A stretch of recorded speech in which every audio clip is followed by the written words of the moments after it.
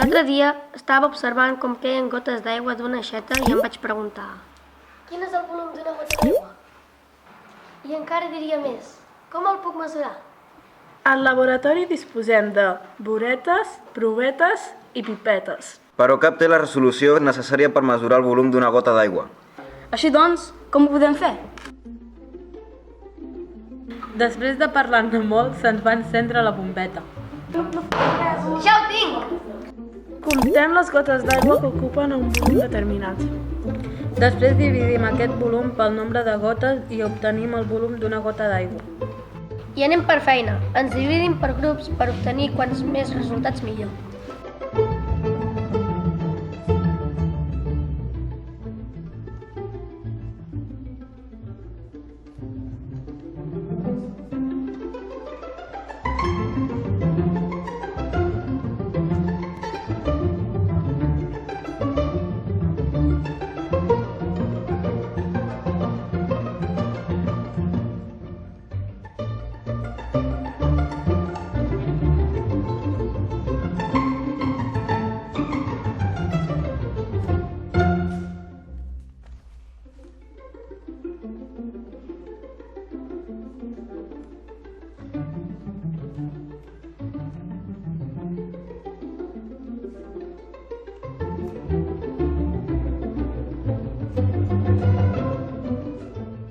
Després d'utilitzar una proveta per mesurar el volum, ara el mesurem amb una bureta.